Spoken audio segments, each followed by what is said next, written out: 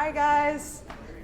Thank you so much for having me today. I'm so excited to talk about WordPress. It's something I'm really passionate about. So this is kind of going to be a little bit partially a how-to and partially a kind of description of the journey that I took from, a template that looks like this, very much a blog, very basic. So I took that, and what I did with it was I built this, which is New Directors, New Films. It's a small film festival that is put on by the Museum of Modern Art and the Film Society of Lincoln Center. And right away you can see the quandary that we were in. It's two organizations. We never had a co-branded web destination, so it was always the organizations put their web pages on MoMA.org and filmlink.com. We never came together. So in 2010, for the first time, we had a co-branded web destination, newdirectors.org, all built on WordPress. My very rudimentary effort here, I learned a lot from, and so when I heard 6 months later, the New York Film Festival of 2010, we would be world premiering The Social Network, I couldn't not do it again. I couldn't raise the stakes. So I built a much bigger, much more full-featured site with lots of social functionality for that program.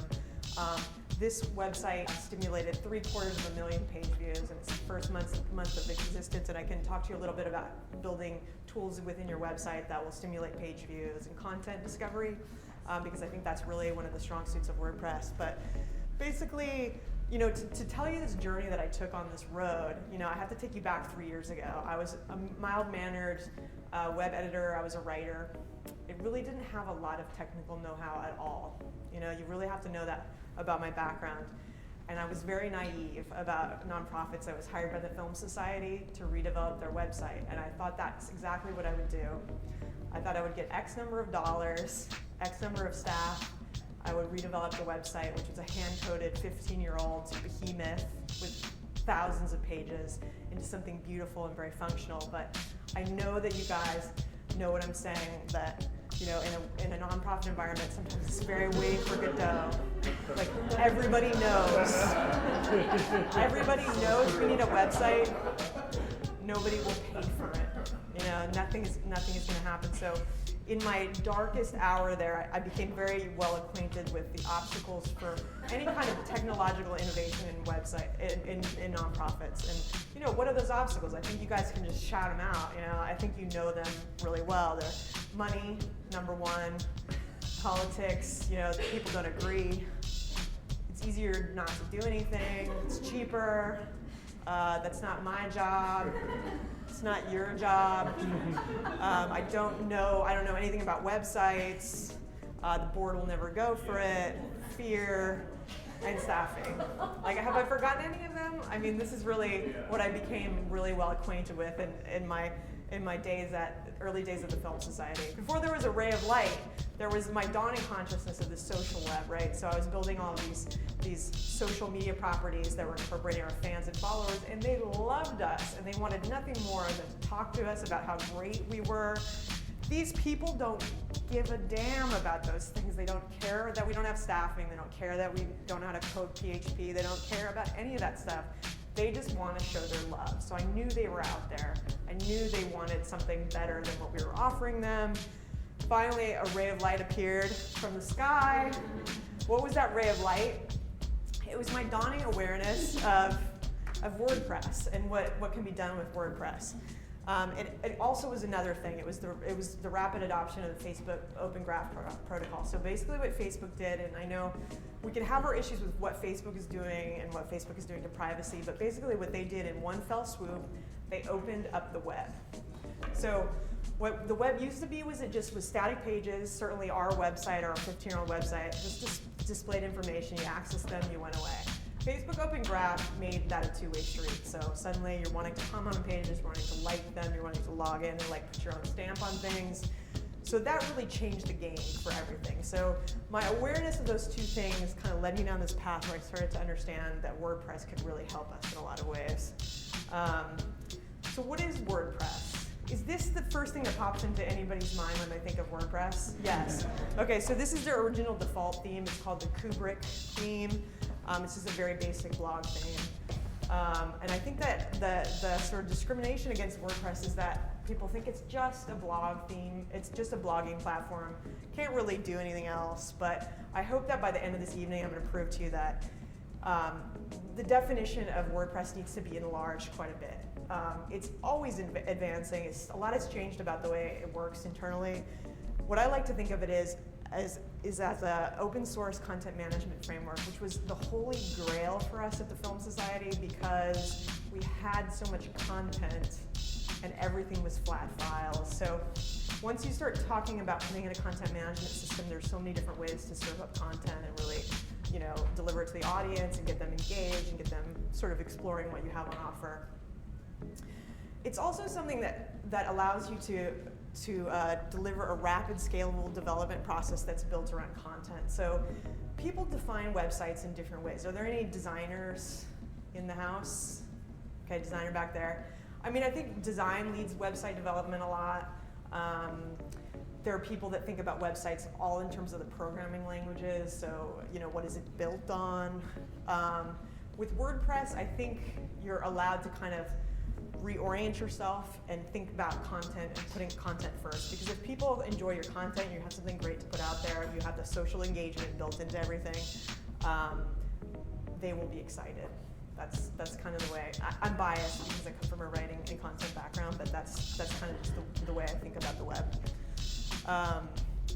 So who's using WordPress? A lot of people that would surprise you. I just discovered today the New York Observer's entire website is built on WordPress. So it's a very full-fledged, full-featured website with a lot of demands on it. So when people say WordPress isn't that robust, I say look at these big publishers who are using it. A great place if you want ideas about the way people are using WordPress is to go to wordpress.org/showcase. That's where I found some of these examples. StoryCorps is using WordPress to make their website. Doesn't look like a blog to me. I found this really interesting site. It's basically, it allows soldiers to report on their experiences in the Middle East. I think that's what it's doing, but the interface is very different. Like it doesn't even really look like a website. It's got a lot of dynamic page parts, really, really interesting work. This is a sort of city tourism site for downtown St. John's. Very colorful, gorgeous design, great example of somebody using cascading style sheets in a really interesting way, which we'll get to a little bit later. So forget that I just showed you those three things for a moment, and let's simplify our conception of a website and not get scared about all the technical things that go into building it. Because I remember when I wanted to learn how to make a website, I had no roadmap. I really didn't know how to do it. I looked online. There's some classes that teach you how to hand code in HTML, which I don't recommend to people because I don't know that it helps you really build something quickly, which you might need for your nonprofit.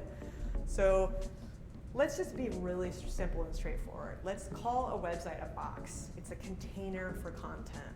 It is what you make it. Or it's several boxes. So this is kind of this is the standard set of boxes that you would have in a basic WordPress install. You could say to me, I don't want a sidebar. We can take that off. I don't want a footer.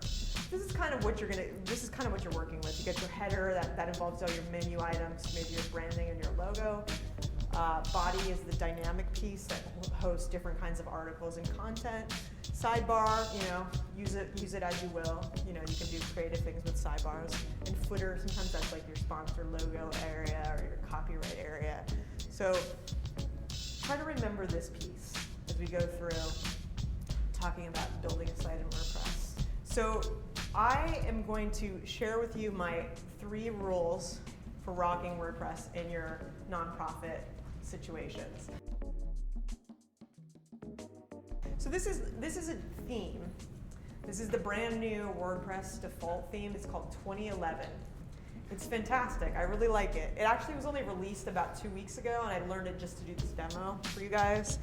I think it looks great, and I think for a beginner, there's a lot to work with here. So I'm just going to talk to you about how you, first of all, just make it not a blog. So that's job 1 for us. So I'm taking you into the dashboard here. So when you log in, this is what you're going to see. So content-wise, if we go back to content, the content basis of a WordPress installation is two things. It's posts and pages. So you've got posts, which are your blog posts. And if you were going to make a website for your nonprofit, pages would be where you would want to like host regular kind of content that you would put on any website. So if we want to put the whole issue of a blog aside for a moment, we want to think about pages, right?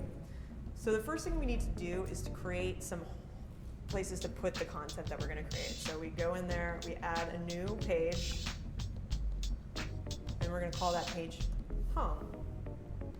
We publish it, and then I'm going to make a second page, which I will call blog. I'm going to publish that. Then we go down to our settings. There's a setting called reading. These are all worth exploring in more depth, and I'm going to have to blaze through them really fast, but trust me, this is going to get you there. It's going to get you to where you need to be. So under your reading settings, you see that it says the front page displays your latest post, or you can choose a static page, which we're going to make home, and then a post page, which we're going to make blog. So we save those changes. I'm going to take you back here. And now we have this, which still does not look like a website to me, right? Why? Why doesn't it look like a website? There's comments, yeah. I don't know why WordPress still has this going, but this is a big bane in my existence. So in this section called editor, there are all the files that your WordPress install needs to make a website. It tells it where to put the sidebar, where to put the header, where to put the pages, how to make them display in a certain way. So what we're looking for here is the page template, right? So that's what we just set up. We decided that we're gonna, instead of building our website around posts, making it a blog, we're gonna build it around pages. So we're making it a website. So in this code, it's telling WordPress a lot of different things. What I'm looking for is the comments template, which I think you can see it's right here. So I just need to take that out. I could delete it, but what I'm gonna do is I'm gonna comment it out, which are the symbols that I'm typing now. So now we have no comments. So that's gone.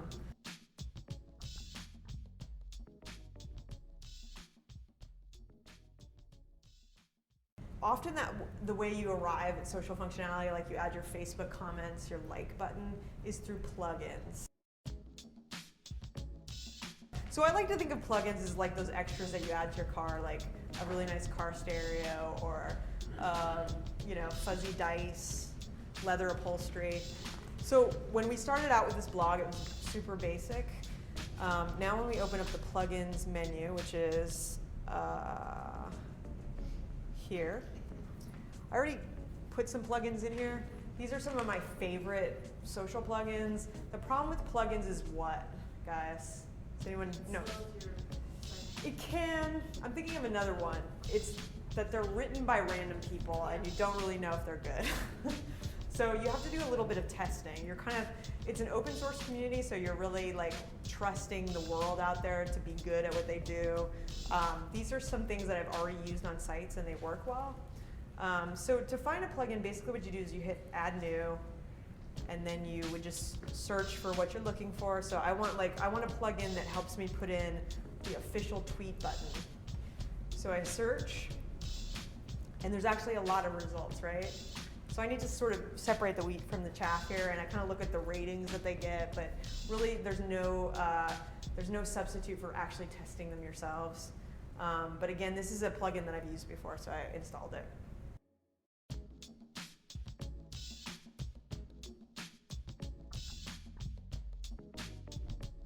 I think everything you need in WordPress is right there in kind of the files that we looked at. And it's just adding things to it, and tweaking the design.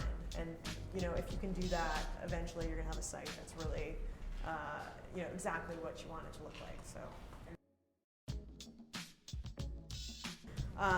So in messing around with this theme that looks like this, looks like this.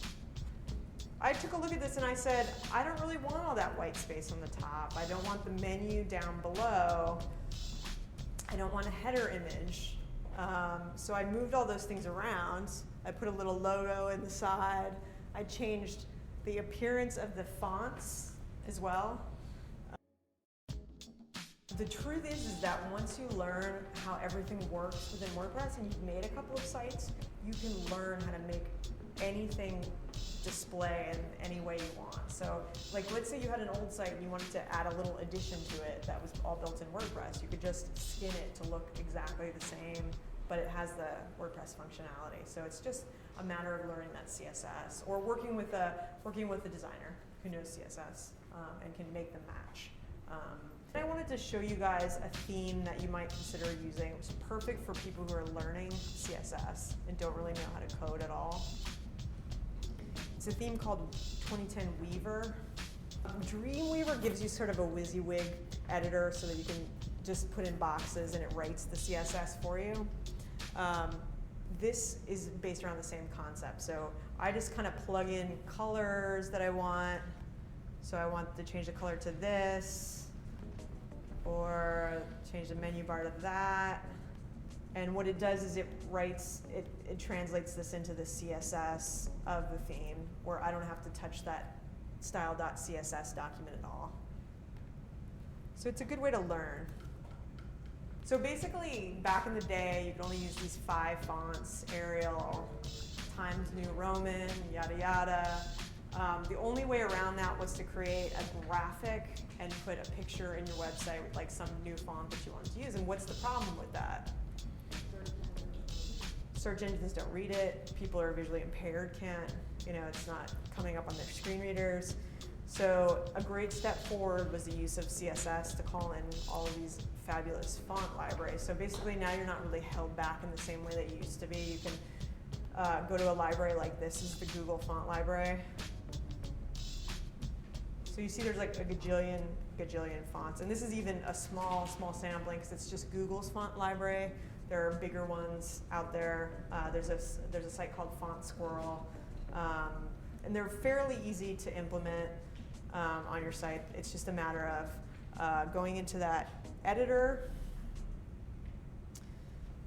and going into the style sheet and finding the thing that you want to change and figuring out how to change it.